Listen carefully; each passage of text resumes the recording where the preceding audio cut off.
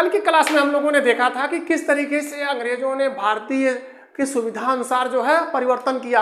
1857 ईस्वी की क्रांति के बाद भारतीयों का खौफ इनके सर पर चढ़कर बोलना शुरू कर दिया और इस तरीके से इन लोगों ने भारतीयों को भी कुछ ना कुछ सुविधाएं देने का प्रयास किया। हम लोगों ने देखा कि एक सुधारों के बाद सुधारों का सिलसिला शुरू होता है। आज की क्लास में हम लोग देखते हैं कि एक 1861 ईस्वी में भारतीय परिषद अधिनियम आता है। भारतीय परिषद अधिनियम 1861 आता है जब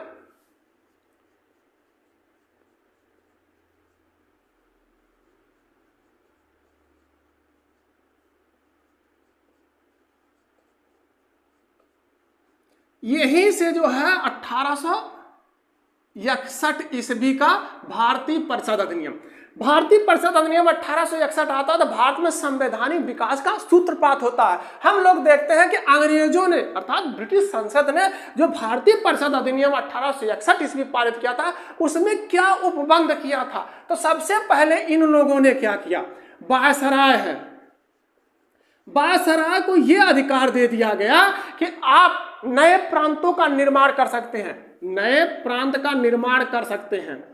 वायसराय को यह पावर दे दी गई कि आप नए प्रांत का निर्माण कर सकते हैं। जैसे हमारे यहाँ संसद है, संसद चाहे तो भारत के किसी भी प्रांत का जो है बंटवारा कर सकती है, उसे कई भागों में बांट सकती है। और या जब वो नए प्रांतों का निर्माण संसद करती है तो वहां पर प्रशासक नियुक्त करती है, जैसे राज्यपाल नियुक्त करती है। तो उसी तरीके से जब वायसराय को यह अधिकार दिया गया कि आप नए प्रांतों का निर्माण कर सकते हैं तो इसे यह भी अधिकार दिया गया कि इस नवीन प्रांत में आप गवर्नर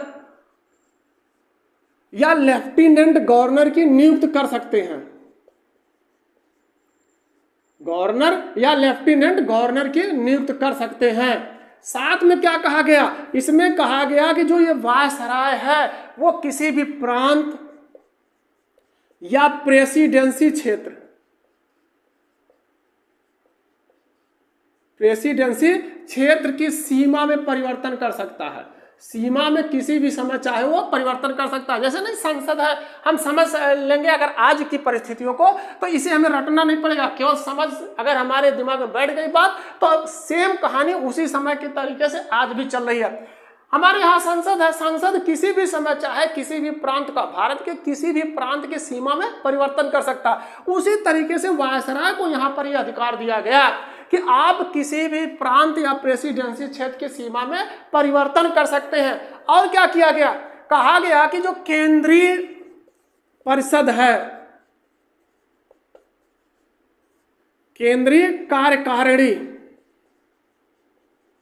केंद्रीय कार्यकारिणी के सदस्यों की संख्या बढ़ा दी गई, सदस्यों की संख्या बढ़ा दी गई। कितनी कर दी गई, सदस्यों की संख्या भी कितनी थी, तो सदस्यों की संख्या इसमें 4 थी और इसको बढ़ा के कितना कर दिया गया, कहा गया जो भारतीय परिषद अधिनियम 1861 था उसमें यह व्यवस्था किया गया कि केवल शासन सत्ता बेहतरीन चलनी चाहिए, ठीक ठाक शासन सत्ता चले, कुछ भी कर दीजिए, कितना भी सुधार करना हो आप करिए, ठीक ठाक केवल चलनी चाहिए। तो केंद्रीय कार्यकारिणी में सदस्यों की संख्या 4 से बढ़ा के 5 कर दी गई। हमने आपको बताया था कि एक जब वायसराय की परिषद थी, गवर्नर जनरल की परिषद थी, तो उसमें विध है तो एक परामर्श है तो एक विध वेत्ता सदस्य को शामिल किया गया था, लेकिन वो कोई जरूरी नहीं कोई विध वेत्ता ही हो। लेकिन यहाँ पर क्या किया गया, केंद्रीय कार्यकारिणी में सदस्यों की संख्या जब 4 से बढ़ा के 5 की गई तो इसमें नियम लगा दिया गया कि जो 5वां सदस्य होगा ये विध वेत्ता होना अनिवार्य है।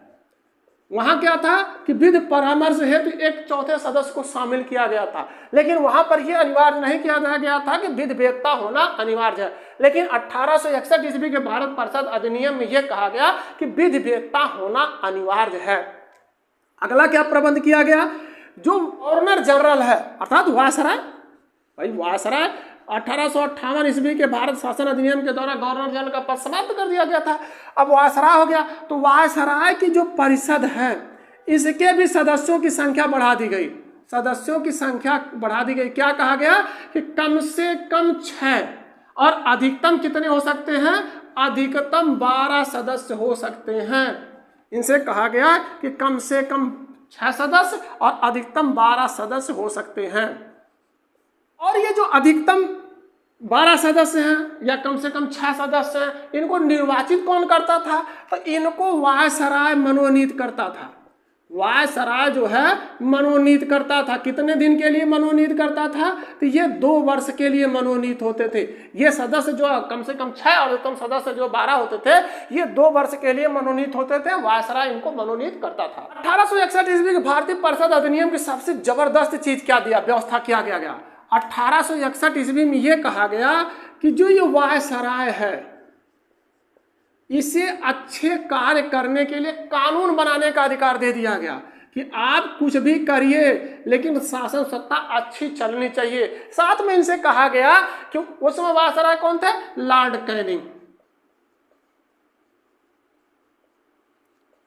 लॉर्ड कैनिंग वायसराय थे। इनसे यह कहा गया कि आप कुछ भी करिए लेकिन शासन सत्ता अच्छी तरीके से चलनी चाहिए। वायसराय से कहा गया कि सारा कार्य वायसराय ही नहीं करेगा, आप इसके लिए अलग अलग व्यक्तियों की नियुक्ति भी कर सकते हैं। ये आपके पास पावर है, ये आपके पास शक्ति है। तो लॉर्ड कैनिंग ने सोचा कि सरकार हमसे चाह ही रही है कि जो है शासन सत्ता बेहतरीन चले, उसके लिए अलग अलग व्यक्तियों की नियुक्ति कर सकते हैं। तो लॉर्ड कैनिंग ने सबसे पहले विभागीय प्रणाली की नींव डाल दी। विभागीय प्रणाली की नींव डाल दी। इसने कहा कि जो विभाग है इसके लिए इसने अलग अलग व्यक्तियों की नियुक्त कर दिया, अलग विभाग के लिए अलग व्यक्ति।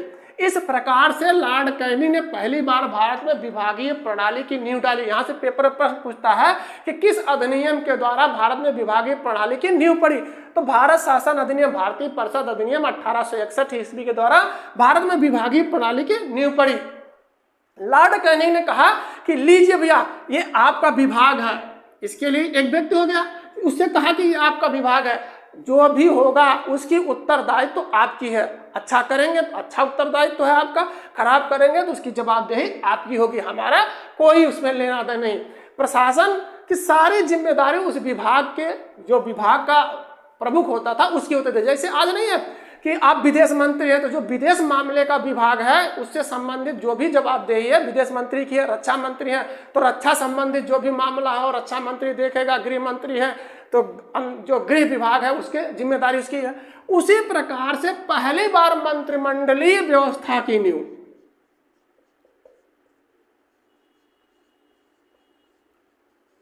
मंत्रिमंडलीय व्यवस्था की नींव सर्वप्रथम लॉर्ड कैनिंग ने भारत में डाले। और क्या हुआ, यहां से कहा गया कि जो वायसराय है उसको अगर ये लगे, जो वायसराय है उसको ये लगे कि भारत में शांति, सुरक्षा या ब्रिटिश हितों पर आंच आ रही है, ब्रिटिश हितों पर आंच आ रही है, वायसराय को ये लगे केवल कि जो भारत में शांत, सुरक्षा या ब्रिटिश हितों पर आंच आ रही है, तो वो क्या कर सकता है, अपने परिषद के बहुमतों को भी पलट सकता है। इसे पावर दे दी गई कि आपका जो परिषद है, अभी तक निर्णय क्या लिए जाते थे, बहुमत के आधार पर निर्णय लिया जाता था। लेकिन अब क्या व्यवस्था कर दिया गया कि अगर वायसराय को ये लगे कि भारत में शांति, अशांति फैल जाएगी, असुरक्षा महसूस करे, तो या लगे उसको कि ब्रिटिश हित अर्थात शासन सत्ता जाने वाली है, तो वह क्या कर सकता है कि अपने परिषद के बहुमतों को भी मानने से इनकार कर सकता है। अगला इसमें प्रबंध क्या किया गया, गवर्नर जनरल को यह अधिकार दिया गया, गवर्नर जनरल या वायसराय, गवर्नर जनरल या वायसराय को यह अधिकार दिया गया कि आप अध्यादेश भी जारी कर सकते हैं, अध्यादेश जारी कर सकते हैं। जैसे हमारे यहाँ राष्ट्रपति को ये पावर है कि अगर संसद का सत्र नहीं चल रहा है तो कोई कानून लाना अनिवार्य है तो राष्ट्रपति अध्यादेश जारी कर सकता है, लेकिन बाद में उसे संसद की संस्तुति अनिवार्य है।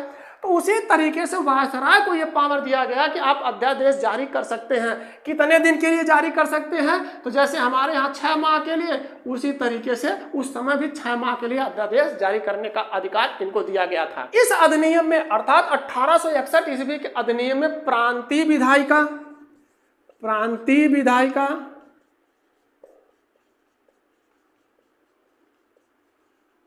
और केंद्र शासन सत्ता में, केंद्र सरकार में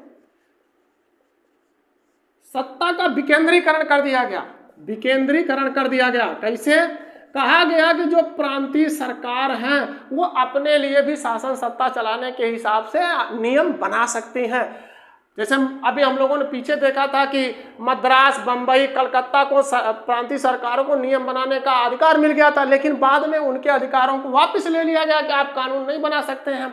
तो यहाँ पर क्या किया गया कि केंद्र सरकार से कहा गया कि आप अपने हिसाब से शासन सत्ता चलाइए और प्रांतीय सरकारों से कहा गया कि आप अपने हिसाब से शासन सत्ता चलाइए। बंबई मद्रास को पुनः अधिकार दे दिया गया कि आप कानून बना सकते हैं। और इसमें क्या किया गया, इसमें जो है आईपीसी की व्यवस्था किया गया, अर्थात कोर्ट अधिनियम बनाया गया। आईपीसी अर्थात इंडियन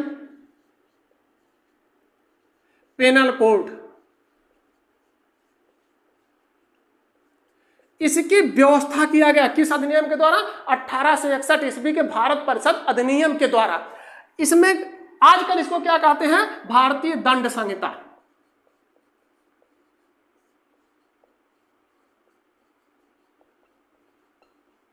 भारतीय दंड संहिता, इस आईपीसी को भारतीय दंड संहिता कहा जाता है। जैसे नहीं कहते हैं कि इस आईपीसी की धारा, जैसे आईपीसी 307 के तहत इनके ऊपर मुकदमा दर्ज हुआ, अर्थात गैरइरादतन हत्या, या कहते हैं आईपीसी की धारा 302 के तहत इनके ऊपर मुकदमा दर्ज हुआ है। तो कोर्ट इसी आईपीसी की जो 307 है या 302 है, उसी के आधार पर उस व्यक्ति को सजा सुनाती है। तो इसकी व्यवस्था कब की गई, तो 1861 ईस्वी के भारतीय परिषद अधिनियम में यह व्यवस्था किया गया कि आप आईपीसी की धारा के जो है तहत ही सजा सुनाएंगे, अर्थात कोर्ट के लिए नियम बना। और क्या किया गया, ये 1861 ईस्वी के भारतीय परिषद अधिनियम में व्यवस्था किया गया कि एक हाई कोर्ट भी होनी चाहिए। सुप्रीम कोर्ट पहले ही बन गई थी, लेकिन इसमें व्यवस्था किया गया कि एक हाई कोर्ट भी होनी चाहिए। तो 1861 ईस्वी के भारतीय परिषद अधिनियम के द्वारा 1862 ईस्वी में कलकत्ता में सर्वप्रथम हाई कोर्ट की स्थापना कर दी गई।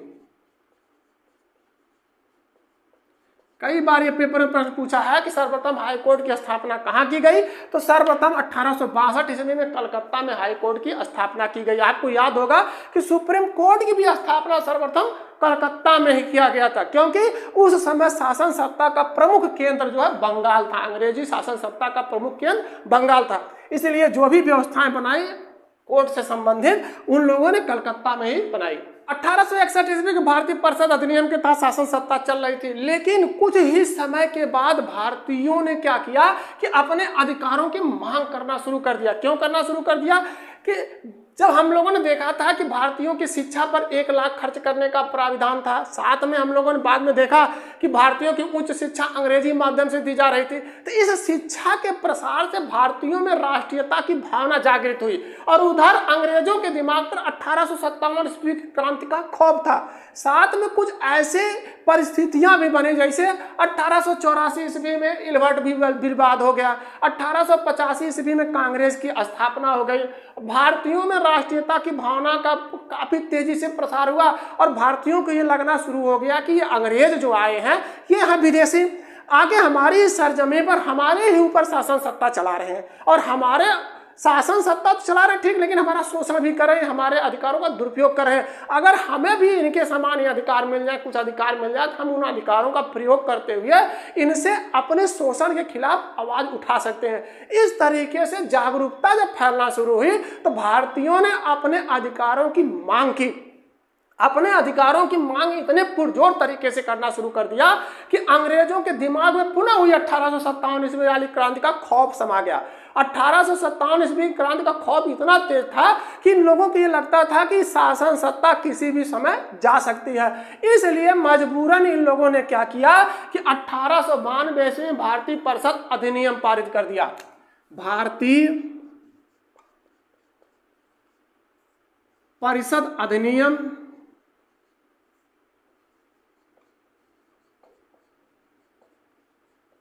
1892 ईस्वी पारित किया।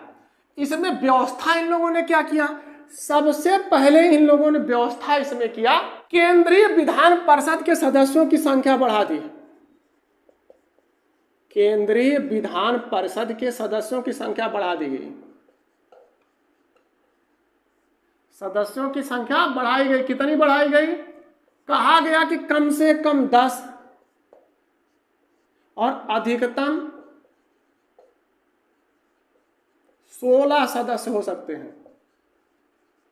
और क्या कहा गया, दूसरा इसमें प्रावधान किया गया, जो प्रांतीय परिषद है, प्रांतीय परिषद, उसके भी सदस्यों की संख्या बढ़ा दी गई। उसमें कहा गया कि ये जो बंगाल है, मद्रास है, या बंबई है, इनमें जो प्रांत है इसमें सदस्यों की संख्या कम से कम 8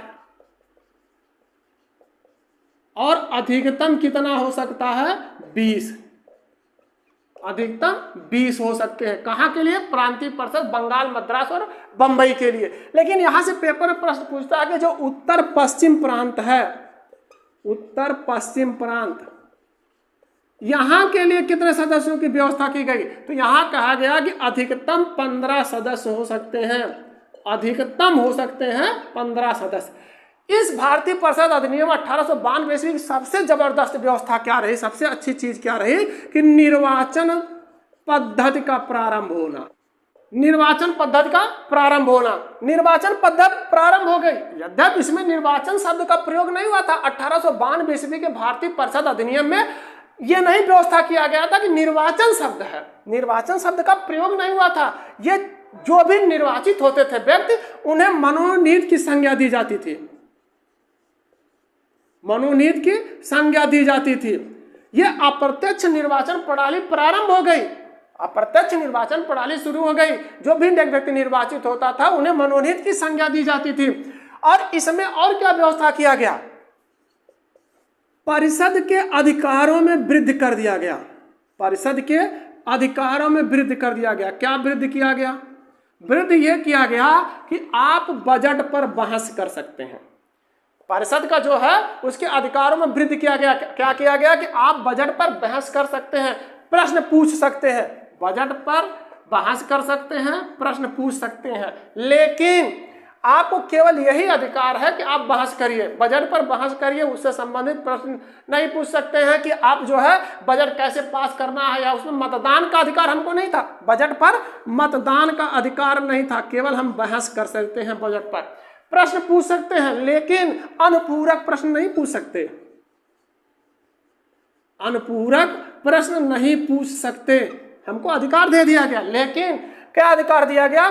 खाली बजट पर आप बहस करिए, प्रश्न भी पूछिए, लेकिन अनुपूरक प्रश्न पूछ नहीं सकते। लेकिन अगर हम इस 1892 ईस्वी के भारतीय परिषद अधिनियम को ध्यान से देखें तो हमें लगता है कि अंशतः संसदीय व्यवस्था का शुभारंभ हो गया, संसदीय शासन प्रणाली का प्रारंभ हो गया। 1892 ईस्वी के भारतीय परिषद अधिनियम के तहत शासन सत्ता चल रही थी, लेकिन भारतीयों में जागरूकता का विकास तेजी के साथ हुआ और उनमें उग्रवाद तथा क्रांतिकारी राष्ट्रवाद की विचारधारा का तेजी से प्रसार हुआ। उस समय भारत के सचिव थे मार्ले, भारतीय सचिव मार्ले, और वायसराय थे मिंटो।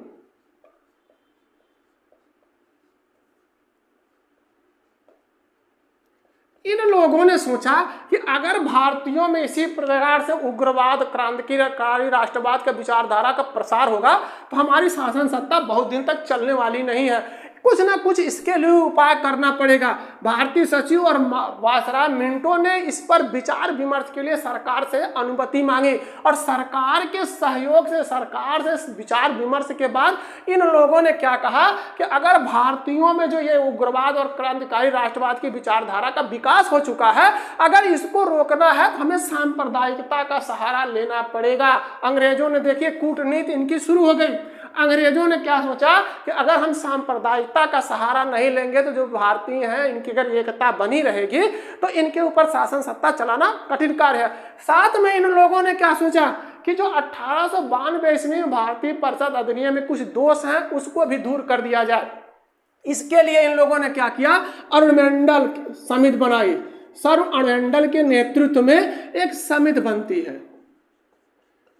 समिति ने अपनी रिपोर्ट प्रस्तुत कर दी और समिति की रिपोर्टों के आधार पर फरवरी 1909 ईस्वी में, फरवरी 1909 ईस्वी में एक अधिनियम पारित होता है जिसे भारतीय परिषद अधिनियम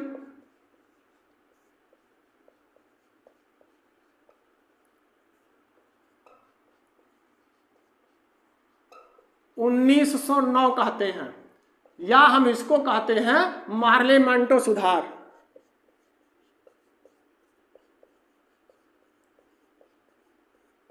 इस अधिनियम को मार्ले-मंटो सुधार अधिनियम भी कहा जाता है। मार्ले भारत के सचिव है, और मिंटो वायसराय, इनके नाम पर ही इसे मार्लो मिंटो सुधार का नाम दिया गया। इन्होंने क्या किया कि सांप्रदायिकता का सहारा लेके भारतीयों पर शासन सत्ता चलाने की योजना बनाई। इन्होंने क्या किया, सबसे पहले जो अब ये भारतीय परिषद अधिनियम 1909 ईस्वी था, इसमें सबसे पहला सुधार क्या किया इन लोगों ने, सबसे पहले इन्होंने कहा कि जो सर्वोच्च केंद्रीय परिषद है,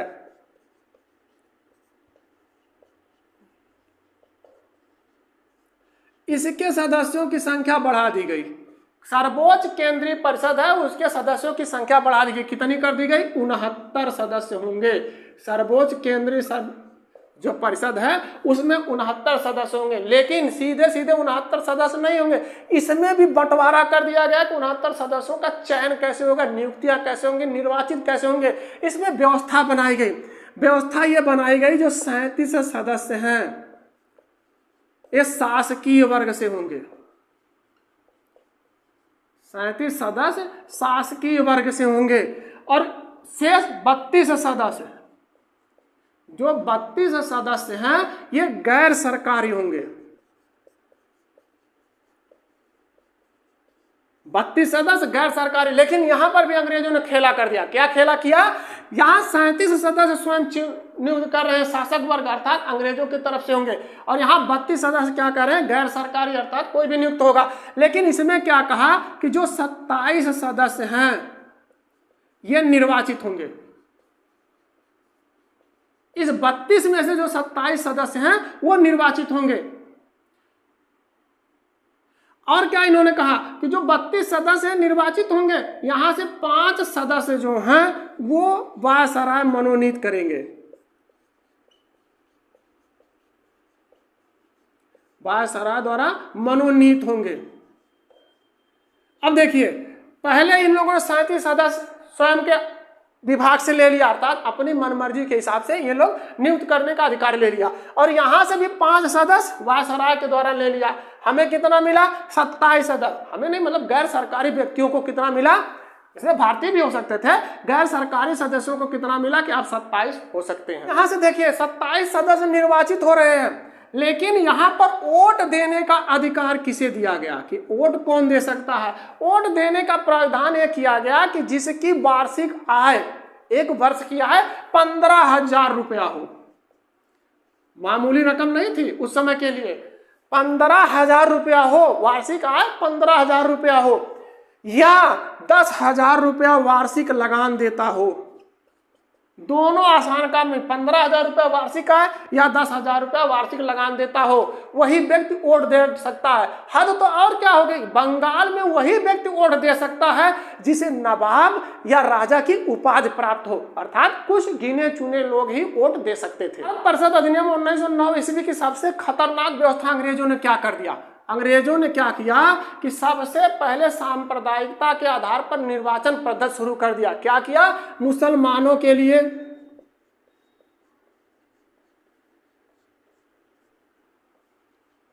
पृथक निर्वाचक क्षेत्र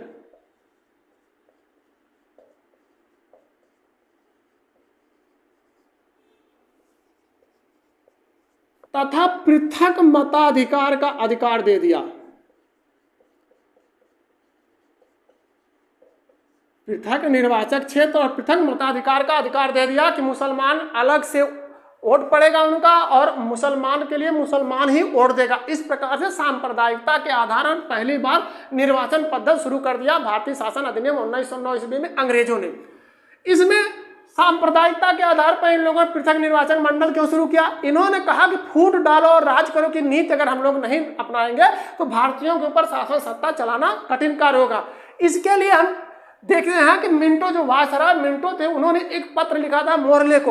उन्होंने कहा था कि हम नाग के दांत बो रहे हैं। नाग मतलब समझ रहे हैं आप लोग? नाग के दांत बो रहे हैं और जिसका फल भीषण होगा। इन्होंने सांप्रदायिकता का सहारा लिया और इस सांप्रदायिकता का जो उन्होंने फूट डालो और राज करो की नीति अपनाए थे, इसका दुष्परिणाम भविष्य में घातक हुआ। एक दुष्परिणाम ऐसा निकला कि जिसको भारतवासी आज तक नहीं भूल पाए। इसके 2 टुकड़े हुए, उसके बाद ही इस फूट डालो और राज करो की नीति का समापन हुआ। शुरू कहां से हुआ? भारतीय परिषद अधिनियम 1909 ईस्वी में शुरू हुआ। और क्या इसमें प्रावधान किया गया? केंद्रीय तथा प्रांतीय परिषद में अगला क्या व्यवस्था किया गया?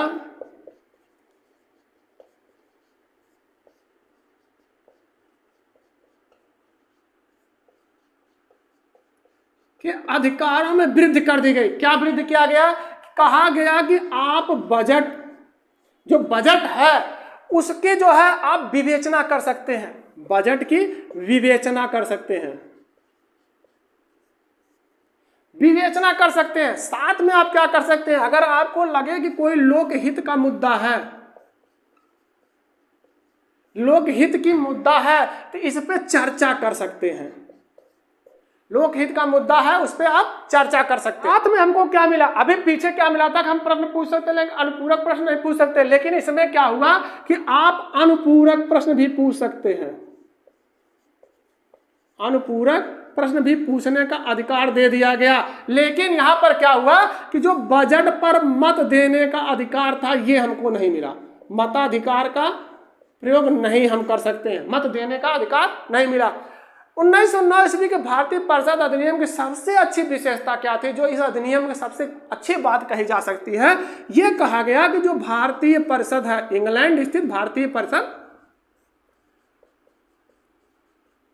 तथा वायसराय की कार्यकारिणी परिषद में, वायसराय की कार्यकारिणी परिषद, वायसराय की कार्यकारिणी परिषद में भारतीयों को शामिल करने का अवसर मिला। कौन अधिनियम देता है? भारतीय परिषद अधिनियम 1909 ईस्वी ये व्यवस्था करता है कि भारतीय परिषद, इंग्लैंड में स्थित जो भारतीय परिषद से उसमें और साथ में वायसराय की कार्यकारिणी परिषद में भारतीयों को शामिल करने का अवसर दिया गया। 1909 ईस्वी के भारतीय परिषद अधिनियम की व्यवस्था के तहत ही इंग्लैंड में जो भारत परिषद थी, इंग्लैंड में जो भारत परिषद थी वहां पर 2 भारतीयों को शामिल किया गया।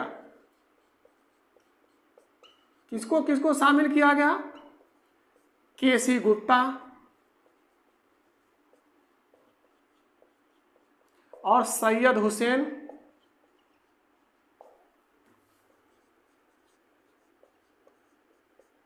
बिलग्रामी को। आज की क्लास में बस इतना ही। अगर हमारी क्लास दोबारा देखना चाहते हैं तो आप YouTube चैनल पर आइए, हमारे YouTube चैनल एजुकेशन 1 से 1 को सब्सक्राइब करें। अगर इसको आप Facebook पर देखना चाहते हैं तो एजुकेशन पॉइंट को फॉलो करें। अगर क्लास पसंद आती तो लाइक करें, साथ में कमेंट भी करें, दोस्तों को शेयर भी करें।